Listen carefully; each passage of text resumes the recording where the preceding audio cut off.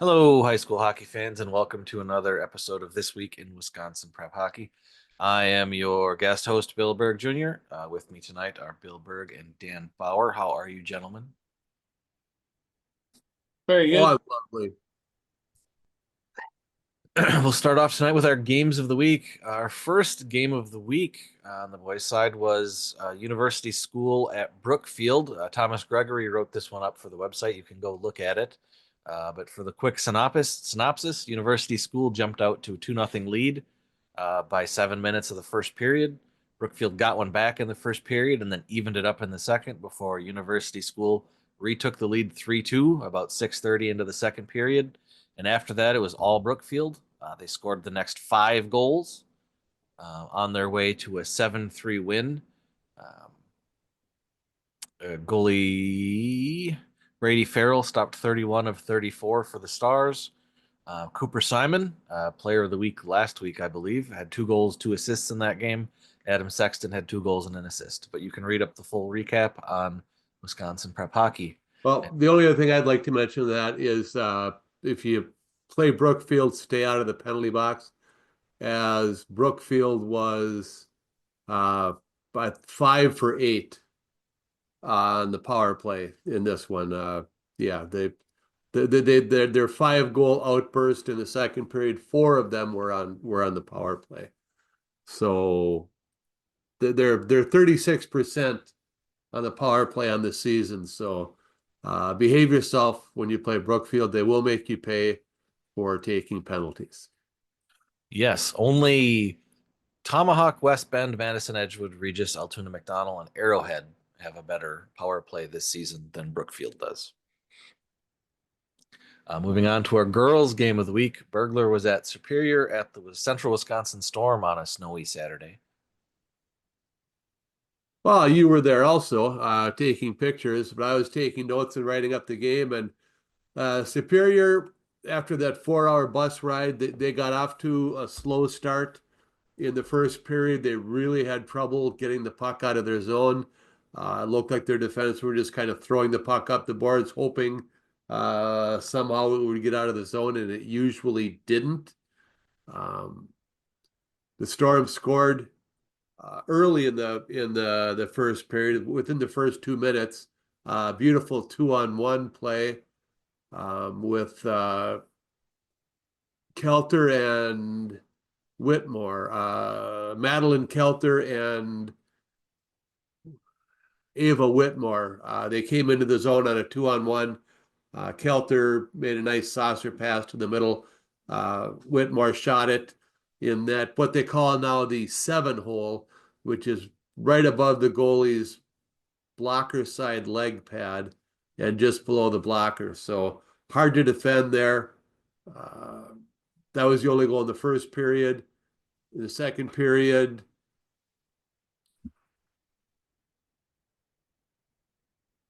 what's her name? Our player of the week from a couple weeks ago. Gabby Huser. Gabby Huser, she scored.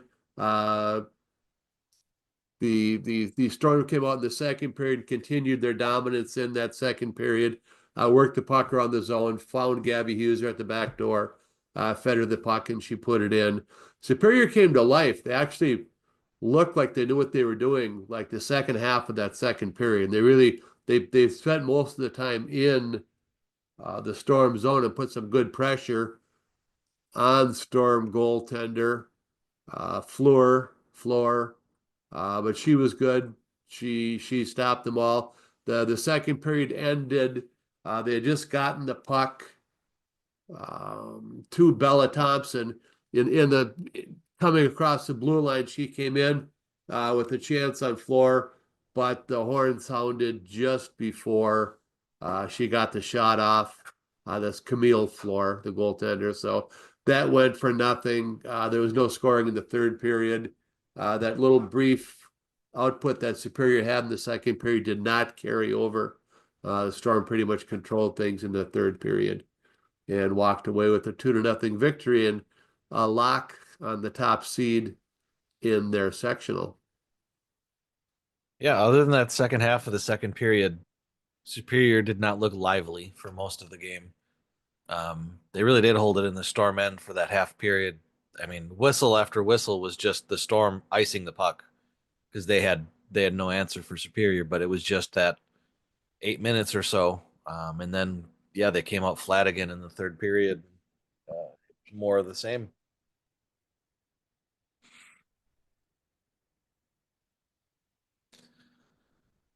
Moving on to our Best Western Premier Park Hotel Players of the Week, we'll start with the girls with Dan. Yeah, our player of the week this week is Annika Mueller from the Stoughton Icebergs. Annika is a sophomore at Stoughton High School, and she had a pretty nice week. She on Monday she was part of a 3-0 loss to Black River Falls, which turned in a 60 save performance. On Tuesday, she got a 4-3 win over Medford in a 39 save performance. And then on Friday, they went a little bit of overtime in Viroqua and ended up with a 0-0 tie. So she got a win, a loss, and a tie, and ended up with 36 saves in that game. So for the week, she had a 95.7 save percentage and a 1.84 goals against. So a pretty nice week for any goaltender. She currently is the number one leader in saves in the state on the girls' side, 738 saves and counting. And with all those saves this year, she still maintains a 94 save percentage. And she averages about 38 shots a game throughout the course of the year. So Annika Mueller is the Best Western Park Hotel Player of the Week. Other nominees this week were Riley Viskin, junior defenseman from Chippewa Falls, plays for CFM. She had 7 points in 3 games this week, a couple of wins and a loss. And our other nominee was Molly Wright. She's a sophomore from Eau Claire North, plays for the ECA Stars, and she got her first hat trick of her career, high school career, against the Fusion. Unfortunately, that put the Stars up 3-1 in that game, but they end up losing that game to St. Croix Valley 5-4. And that's our player of the week. That 0-0 tie featured 94 shots. Yeah, Sammy Bramstead had 58 saves on the other side. Yeah. Yeah, and I know it's a stat, but it's a stat that no goaltender wants to be the leader in the state or conference or city. Nobody wants to be the leader in number of shots faced, because that's not really much. That says more about your team than it does about the goaltender. That you give up a lot of shots.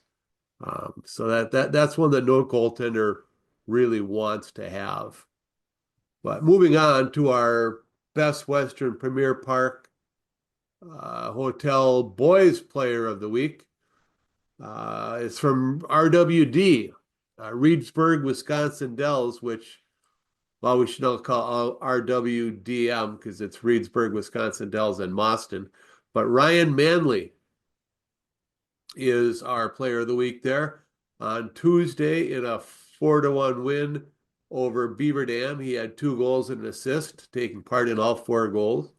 And on Friday, in a 5-1 win over Portaboo, he had 3 goals and an assist, having a hand in 4 out of the 5 goals his team scored in that game. So, with 5 goals and 3 assists, Ryan Manley of Reedsburg, Wisconsin Dells is our Best Western Premier Park Hotel Boys Player of the Week. And Also nominated this week were William Maurer of Hudson, Jack McKenna of Arrowhead, who I think was a winner back in either late December or early January.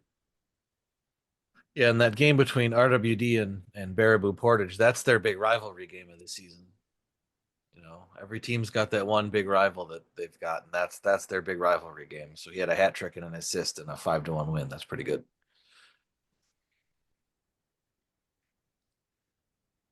All right, moving on to the top sixes and more. We will start with Division Two, which is the only one that sees a change in the top six this week. Tomahawk, Somerset, McFarland are still 1, 2, and 3. Amory moves up to fourth. River Falls drops to fifth, and Ram is still sixth. Also receiving votes this week are Baldwin Woodville. Um, Sectional seedings are out. The top seeds in Division Two are uh, Section One Amory, ranked fourth. Section Two Tomahawk, ranked first. Section Three Somerset, ranked third, and Section Four McFarland, ranked fourth. So the top four teams in the top six each got a top seed in the geographic brackets, which is pretty neat. Yeah, I still think it's kind of humorous because at, usually for the sectional finals, I've gone over and covered section 1 and 3 sectional finals, and they're usually in, Somerset and Amory, which are, 30 miles apart. And, they're in the same conference. There's a good chance they will battle each other on uh, Saturday for the Middle Border Conference Championship, although Ram hockey might have something to say about that. But 30 minutes apart, different sections, so each of them a top seed in their own section. So that's pretty cool. Moving on to the girls, the top six is the same as last week. Bay Area is 1, Central Wisconsin 2, Superior 3, Hayward 4, St. Croix Valley 5, and Western Wisconsin is 6th. Also receiving votes this week were the Fox City Stars. The top seeds on the girls' side in Section 1 is the Storm, who are ranked 2nd. Section 2 is St. Croix Valley, who's ranked 5th. Section 3 is Bay Area, who's ranked 1st. And Section 4 is Beaver Dam, who are not ranked. Nobody ranked in the Madison sectional. Yeah, this week will be the top four teams will all play each other this week. Bay Area and the Storm will play Saturday over at Cornerstone, and Friday night Hayward travels to Superior to play. So the top four will all play each other. That Hayward Superior could very well be another playoff game in a week or so also. So it'll be interesting to see the Fusion at that 5 seed. I think have kind of righted the ship. They kind of floundered around a bit in the middle of the season, but they've played pretty well here lately. Had a big come from behind win, and Western Wisconsin got back with a couple wins this week after losing a pair. And Fox City's kind of quietly moving in there. They came out, they end up with 14 wins, a 14-10 season, and maybe playing, their best hockey at the right time of the year. So it'll be interesting to see how the playoffs, how dangerous they are in the playoffs. Yeah, it's a tough draw in that section. Superior, Hayward, and Central Wisconsin all, number 2, 3, and 4 all in the same section, and then Western Wisconsin and St. Croix Valley, they're in the same section. So a lot of inner top 6 battles going to be taking place in the next couple of weeks. Lots of ranked teams north of Highway 29.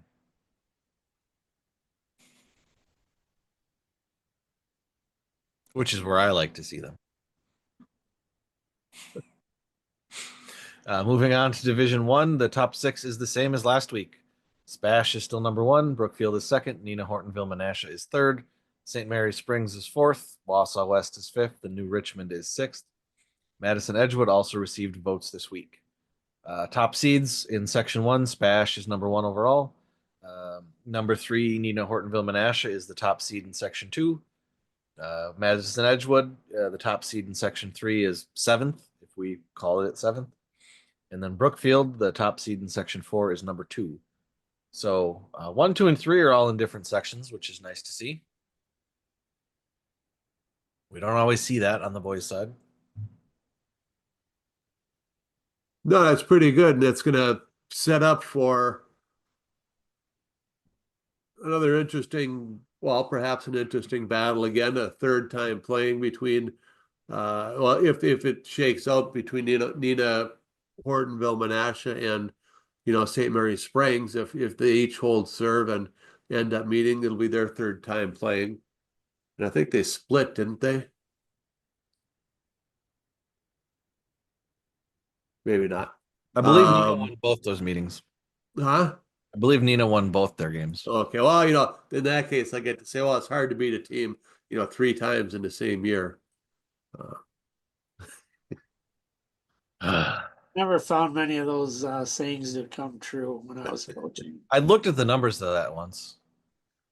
I don't remember the exact number, but it was like 87% or something like that. If you beat a team twice. if you beat them twice, if the first two times, then you're very likely to beat them the next time. Yes. I Yeah. mean, when they're two really good teams and they're playing close games, yes, a bad bounce can make it go the other way. But if you beat a team twice, you should beat them the third time. It's not professional football. But I think Notre Dame in the 3 seed. I mean, when's the last time Notre Dame didn't get a bye? That's what I was thinking when I was entering those schedules. It's like, oh, Notre Dame doesn't have a bye. Has that ever happened before? They got to play that Tuesday game. It's been a while.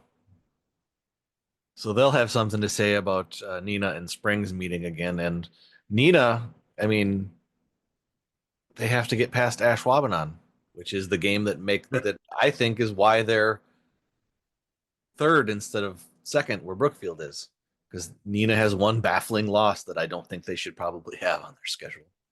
Um, but they did. And All again, right. the interesting section, the it's not as top heavy as it has been before, but the section of depth, section one, you got half of our top six is in there with Spash, Wausau West, and New Richmond. I know we've got our schedules all made up for who's going to go and cover which, sectional final games. And, on Saturday, I plan that sectional final Saturday, I plan on being up in Superior. And if things hold true, it'll be the Central Wisconsin Storm playing Superior at 11 o'clock. And if things also hold true, it'll be Spash and Wausau West moving that game to Greenhack or somewhere and not traveling up to Superior to play it. So I I'm can't not even, I'm not even if saying it they should was, do that, but that's generally what happens. I mean, even if just say Eau Claire comes out of the top half and New Richmond comes out of the bottom half, they're not going to want to go to Superior. No, nobody wants to go to Superior. I mean, Spash and Wausau West have moved multiple sectional finals out of Eagle River. Back when it was just one division and they were in a section together. They've moved multiple sectional finals out of Eagle River when they were the two teams that were going to be in it. Put them down at Green Heck or wherever. Well, part of that too was that Eagle River was not a full-size rink back then, and I don't think it's still uh, 200 by 85, but it's much closer than it used to be. It's close enough that you don't notice anymore. Right. You used to notice how short that neutral zone was. The neutral zone, two strides and you're through the neutral zone. The face-off circle almost touched the blue lines. All right. In our upcoming games of the week, on Tuesday, Dan's going to be taking in the Cooley Region Cyclones at Black River Falls. I believe you said Cooley Region is the last girls team you have to see this year.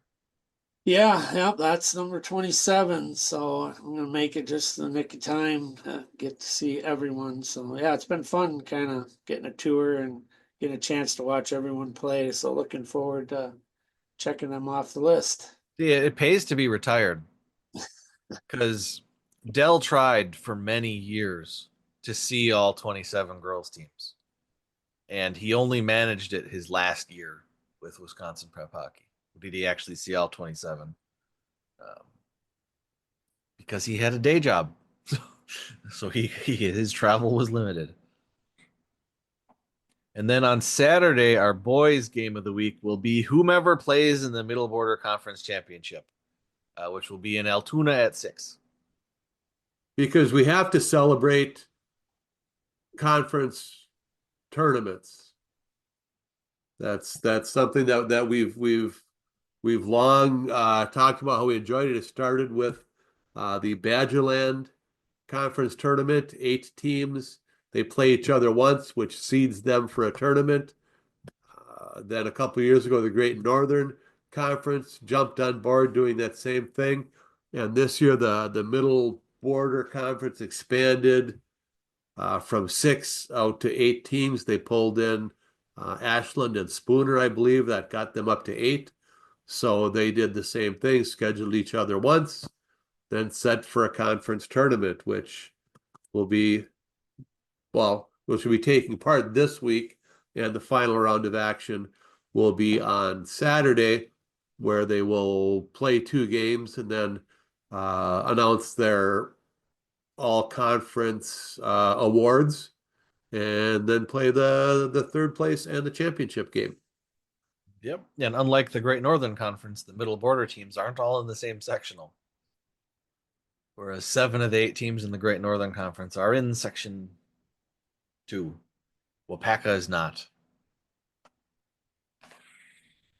The flip side is Eastern Shores will not have a conference tournament next year because they're losing Wisconsin Valley Union, which puts them at a odd number of teams. And I guess they preliminarily have decided that they're not going to have that tournament next year. They kicked around the idea of inviting Beaver Dam or some other team to just come in and play on that last weekend with them. But from what I've been told, the vote was to just get rid of the tournament, which is too bad. I was a part of that for 4 years, and it's a great I mean, that's what happened event. when um, the Badgerland Conference lost Beaver Dam. Beaver Dam several years ago, and for the last couple of years, they've been inviting Homestead to participate in their tournament for their 8th team. I think this year Homestead was seeded 5th coming into the tournament. Yeah, I hope they'll change their mind. I hope maybe they'll think about it because I think for the parents, players, fans, it's a really cool event the way they do it, and I hope they reconsider. But as of right now, it doesn't sound like they're going to have it. Yeah, Yeah, I I never thought it made any sense for the Wisconsin Valley Union to be in that conference. They are not anywhere near the Eastern Shore um, area. Yeah, I think it was just to be in a conference. I mean, that's probably was more than anything. A lot of ADs like that, like I've said in the past, because it gives them some guaranteed scheduled games that they don't have to go track down. are they independent then next year? No, there's going to be a new conference, and I haven't dug into this too much yet, but I believe it's going to be the Storm and Hayward and Medford and the Union.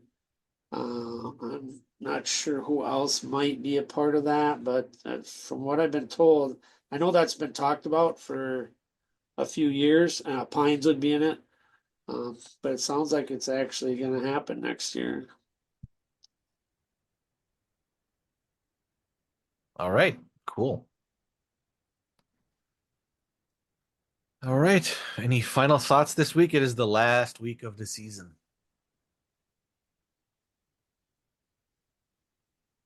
Just it's interesting. You're just talking about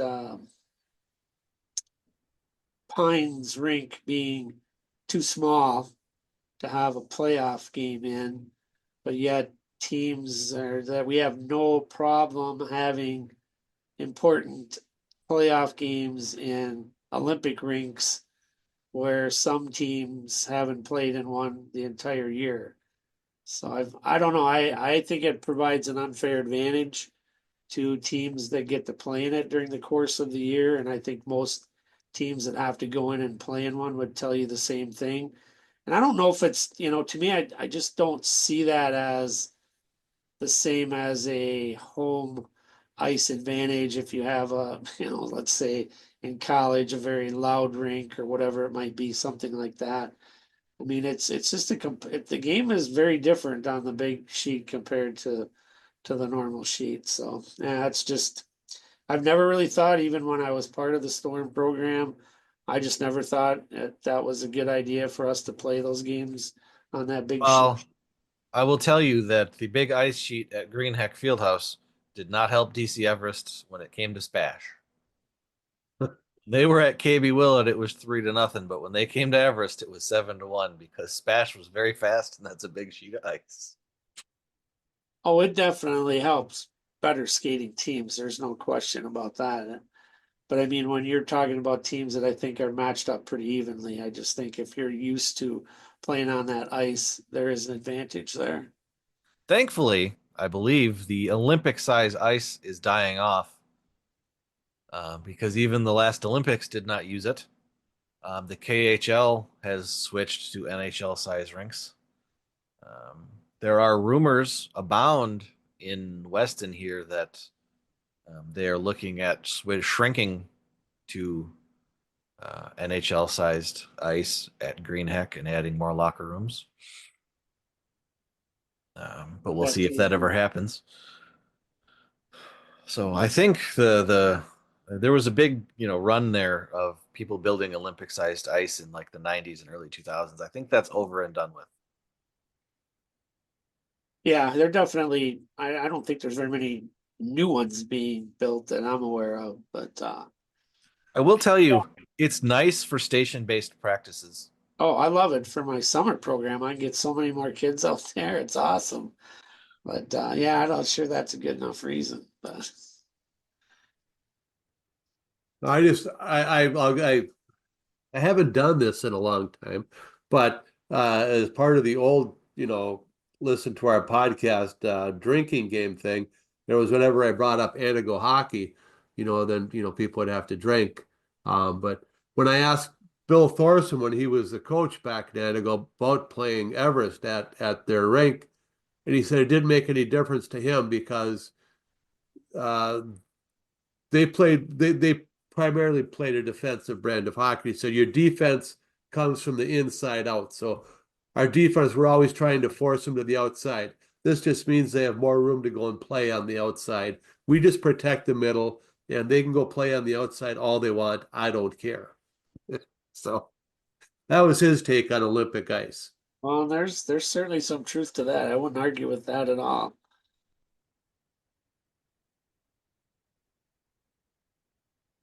All right. Anything else this week? No, I think the Hobie Baker stuff was done. That was due last week. Kobe Baker will be due tomorrow. Oh, okay. So So let give it one more. You got one more chance then. yes, Tuesday they extended the deadline to Tuesday, February 11th to turn in your Hobie Baker awards. Any nominations you want for the Wisconsin Prep Hockey end of season awards, we're due today, so it's too late if you're listening to this.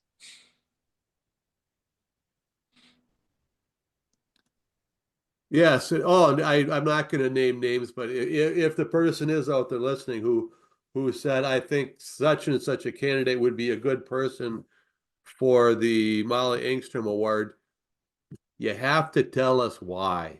You have to write a letter and say why they would be a.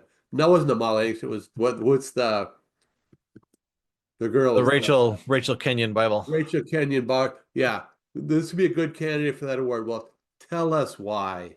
You got to write a letter, not tell us, tell uh, her why, because they picked them themselves. So All right. For Dan Bauer and Bill Berg, I am Bill Berg Jr.